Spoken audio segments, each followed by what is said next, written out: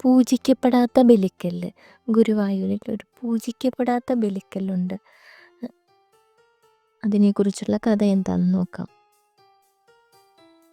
കാമക്രോധ ലോഭ മോഹ മത മാത്സര്യാദികളുടെ സമസ്ത ദോഷങ്ങളും കൂടിയും കുറഞ്ഞും തമ്മിൽ അന്യോന്യം ഇടകലർന്ന് വിഹരിച്ചിരുന്ന ഒരു മനസ്സിനുടമയായിരുന്നു ചേലപ്പറമ്പ്. അതിലേറ്റവും അധികം അദ്ദേഹത്തെ പീഡിപ്പിച്ചിട്ടുള്ളത് വിഷയവാസനയായിരുന്നു. നവതാരുണ്യങ്ങളോട് കൂടിയ രതിമദന ലീലയാടുന്നതിൽ ചേലപ്പറമ്പൻ അതീതിയാണെന്ന് കുപ്രസിദ്ധി തോന്നി. മറ്റെല്ലാ ദോഷങ്ങളെയും പരിഹരിക്കുവാനും ആത്മശുദ്ധീകരണം നടത്തുവാനും പ്രകടനായ ഈ പണ്ഡിത കവിക്ക് കഴിഞ്ഞു. ഒടുവിലായപ്പോഴേക്കും അദ്ദേഹം സർവ്വലാലും ബഹുമാനിതനാവുകയും ചെയ്തു. കാണുന്നവരാരും ആണും പെണ്ണും വ്യത്യാസമില്ലാതെ അദ്ദേഹത്തെ പ്രദക്ഷിണ വഴിയിലൂടെയെങ്ങാൻ നടന്നു പോകുന്നത് കണ്ടാൽ തൊഴുതു വന്ദിക്കാനും തുടങ്ങി. ചേലപ്പറമ്പും അവരെ പ്രതിവാദ്യം ചെയ്യും. കൂപ്പുകയോടെ ചെറുപ്പക്കാരികളായ സ്ത്രീകൾക്ക് അദ്ദേഹത്തോട് എന്തെന്നില്ലാത്ത പ്രതിപത്തി ഉണ്ടായിരുന്നു. ഓരോ കാരണങ്ങൾ പറഞ്ഞ് അദ്ദേഹം താമസിക്കുന്ന അടുത്ത് വന്ന് അവർ ശല്യങ്ങൾ ഉണ്ടാക്കിക്കൊണ്ടിരുന്നു. തൻ്റെ ഏകാന്തമായ ഭജനത്തെ തടസ്സപ്പെടുത്തുന്ന ലലലാമണികളോട് അദ്ദേഹം ഒരിക്കലും കയർക്കാറില്ല.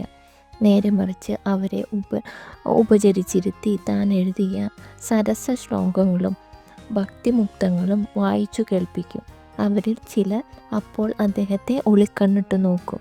അതവർക്കൊരാനന്ദമായിരുന്നു. ചേലപ്പറമ്പ് കാഴ്ചയിൽ സുഭകനും ശാന്തസ്വരൂപിയായിരുന്നു.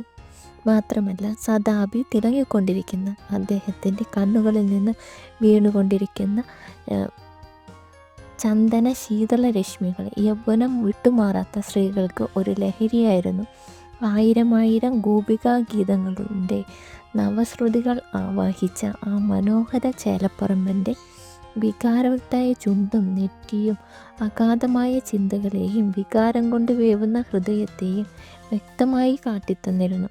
ഭഗവാനിലേക്ക് തൻ്റെ മനസ്സിലെ എത്ര കണ്ട് അടുപ്പിക്കുവാൻ തീവ്ര യത്നം ചെയ്തിരുന്നു, അതിലും ഇരട്ടി ശക്തിയോടെ ഈ തരുണികൾ ചേലപ്പറമ്പൻ്റെ മാനസിക ഘടനയെ വികൃതമാക്കാൻ തുടങ്ങി. സാക്ഷാൽ ശ്രീകൃഷ്ണ ഭഗവാൻ ഒഴികെ തനിക്ക് ലോകത്തിൽ മറ്റൊരാളും ബന്ധുവായില്ല എന്ന് പറയുന്ന ഗൃഹസ്ഥാശ്രമികൾക്ക് എന്തുകൊണ്ട് സ്ത്രീ എന്നും പ്രഹീളകയായി തീരാനിടവന്നത് ആലോചിക്കേണ്ട വലിയ പ്രശ്നമായിരുന്നു. ഗുരുവായൂരപ്പന് തീർത്തും അറിയാമത്. തൻ്റെ ഭക്തൻ രതിക്രീഡകളിൽ നിന്നും ഇന്നും മനസ്സിനെ തന്നിലേക്ക് വേണ്ടത്ര അടുപ്പിച്ചിട്ടില്ല എന്ന്. ചേലപ്പറമ്പൻ ആഗ്രഹങ്ങളൊക്കെ നിറവേറ്റിയോ? മുഴുവൻ സ്വപ്നങ്ങളും പൂവണിഞ്ഞോ? എത്ര യുവതികളെ ഈ കാലഘട്ടത്തിനിടയിൽ ചുംബിച്ചു? അവരുമായി എന്തൊക്കെ രാസകേളികളാണ് ആടിയത്? തൻ്റെ പ്രയോഗത്തിലും കവിഞ്ഞ വല്ല പ്രയോഗവും ഈ രംഗത്ത് പുതുതായി നടത്തിയോ എന്നറിയാനുള്ള ഉത്കണ്ഠയോടെ ചോദിച്ചു പോയതാണ്. മദനസുന്ദരനും ശ്യാമാഭിരാമനുമായ ശ്രീകൃഷ്ണൻ ചേലപ്പറമ്പിനോട് കൂപ്പുകൈകളോട് തൊഴുതു നിൽക്കുമ്പോൾ ചോദിക്കാറുണ്ടത്രേ, ഭക്തിയും ശക്തിയും ഒരുപോലെ എന്നെ വിടാതെ വീർമുട്ടിക്കുന്നു. ചില ദുർലഭ നിമിഷത്തിൽ മനസ്സും ശരീരവും ഒരുപോലെ തളർന്നു പോകുമ്പോൾ ഭഗവാനെ ഞാൻ അപൂർവമായി അവരുടെ ശീതളങ്ങളായ മാറുകളെ സമീപിക്കാറുണ്ട്. ഞാൻ അവരുടെ കരങ്ങളിൽ ചുംബിക്കാറുണ്ട്. അപൂർവമായി ചിലരുടെ കവിളത്ത് ചുംബിച്ചിട്ടില്ലെന്ന് പറഞ്ഞുകൂടാ. ഞാൻ അങ്ങ് തെറ്റിദ്ധരിച്ചിട്ടുള്ള പോലെ ഞാനൊരു വിടനല്ല, ഞാൻ അങ്ങയുടെ ഭക്തനാണ്. ഈ വന്നു പോകുന്ന ഓരോ നിഴലും വെളിച്ചവും അങ്ങ് ഇവിടെ ഇരുന്നു കൊണ്ട് പറഞ്ഞറിയിക്കുന്നതാണെന്ന് എനിക്കറിയാം. എന്നെ പരീക്ഷിക്കാൻ എൻ്റെ മനുഷ്യ സഹജമായ ബലഹീനത കണ്ട് അങ്ങേക്ക് പൊട്ടിച്ചിരിക്കാൻ. ചേലപ്പറമ്പൻ്റെ കണ്ണുകൾ നിറഞ്ഞു തൂവി ധാരധാരയായി കവിളിലൂടെ ഉരുകി കണ്ണുനീർ കളങ്ങൾ കണ്ടപ്പോൾ ഭഗവാന്റെ മനസ്സ് അലിഞ്ഞു അത്രേ. തൻ്റെ മുന്നിൽ വന്ന് നിന്ന് ആത്മാർത്ഥമായി തെറ്റിൽ പശ്ചാത്താപിച്ച് കരയുന്നവനെ എന്നുമെന്ന് സഹായിച്ചു പോന്നിട്ടുള്ള ഗുരുവായൂരപ്പൻ നേരിട്ട് ചേലപ്പറമ്പനുമായി ആശയവിനിമയം നടത്തിക്കൊണ്ടിരുന്നു അത്രേ. ഞാൻ ഏത് സമയം വിളിച്ചാലും അടുത്തുണ്ടായാൽ പോരെ? എൻ്റെ സാന്നിധ്യം അനുഭവപ്പെടുത്തി തരാം. പൂർണ്ണമായും വിശ്വസിക്കൂ. നിങ്ങൾ നിങ്ങളെ തന്നെ എനിക്ക് വേണ്ടി സമർപ്പിക്കൂ.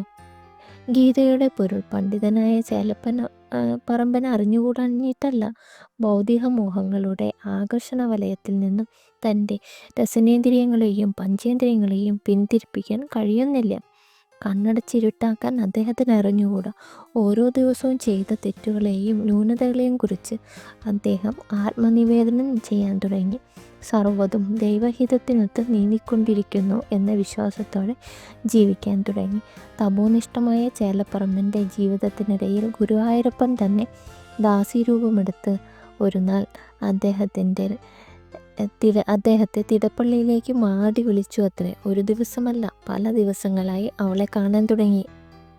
അമ്പലം അടിച്ചുതളിക്കാരി, അരിക്കാടികൾ കഴുകുന്ന ഓവുചാൽ അടയ്ക്കുന്നവർ, ബലിക്കല്ലിനു ചുറ്റും തൂവിയ വറ്റു പെറുക്കിയെടുത്ത് അടിച്ചു തെളിച്ച് ശുദ്ധി വരുത്തുന്നവർ, 10-18 വയസ്സ് പ്രായം, തൂവെള്ള നിറം, സമൃദ്ധമായ തലമുടി, വാലിട്ടെഴുതിയ കണ്ണുകൾ, കഴുത്തിലോ കയ്യിലോ കാലിലോ യാതൊരു ആഭരണവുമില്ല, ഒഴിഞ്ഞ കാത്, തുടുതുടുത്ത തൊണ്ടിപ്പഴം പോലുള്ള ചുണ്ട്, ദിവസേന കാണുന്നു, ഒളിക്കണ്ണിട്ട് നോക്കുന്നു, പുഞ്ചിരിക്കുന്നു. തനിക്ക് വയസ്സായെന്നും വൃദ്ധനായെന്നുള്ള ഭാവം മറന്നുകൊണ്ടുള്ള അടിച്ചുതളിക്കാരിയുടെ തിടപ്പള്ളിക്കരിയിൽ നിന്നുകൊണ്ടുള്ള ആടലും കണ്ടുകൊണ്ട് സഹിക്കാൻ വയ്യാതായപ്പോൾ ഒരു നാൾ അവളുടെ അഭീഷ്ടം സാധിച്ചു കൊടുക്കാനായി തിരുമേനി തിടപ്പള്ളിയോളം കടന്നെത്തി. പെട്ടെന്നവിടെ ഭഗവാൻ ഒരു വാതിൽപ്പറമ്പിൽ മറഞ്ഞു നിൽക്കുന്നത് ചേലപ്പറമ്പൻ്റെ ദൃഷ്ടിക്ക് ഗോചരമായി. അദ്ദേഹം 4 ഭാഗത്തേക്കും ഒന്ന് നോക്കി. തെല്ലുനേരം അവിടെ നിന്ന് പരിങ്ങിയത്ര. ഈ പരുങ്ങൽ കണ്ട ഭഗവാൻ പൊട്ടിച്ചിരിച്ചുകൊണ്ട് പറഞ്ഞു, ഇതാ ഇവിടെ തന്നെ, ആ തിടപ്പള്ളിയിലെ ആ ഒളിഞ്ഞ മൂലയിൽ തൂണിമറവിൽ തന്നെ ആയിക്കൊള്ളട്ടെ. അവിടേക്ക് അത്ര വേഗം ആരുടെയും കണ്ണെത്തുകയില്ല. ആ പെണ്ണ് ഒരു കൂറ്റൻ അടുപ്പുകല്ലിൻ്റെ മറവിൽ ഒളിച്ചിരിപ്പുണ്ട്. അങ്ങോട്ട് പോയിക്കോളൂ.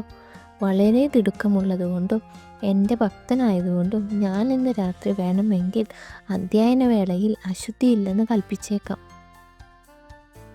ചേലപ്പറമ്പ് 3 നിമിഷം കൊണ്ട് ഭഗവാനിൽ വലയം പ്രാപിച്ചു. ഭക്തോത്തരനായ ചേലപ്പറമ്പനെ കുറിച്ച് വിരോധികൾ പല അപവാദ പ്രചരണങ്ങളും നടത്തുന്നുണ്ട്. എങ്കിലും ചേലപ്പറമ്പന് ഗുരുവായൂർ ശ്രീലകത്തെ ബലിപീഠങ്ങളിലൊന്ന് ഇന്നും സ്ഥാനമുണ്ട്. പൂജിക്കപ്പെടാത്ത ബലിക്കല്ലുകളിലൊന്നാണ് ചേലപ്പറമ്പ് തിരുമേനി.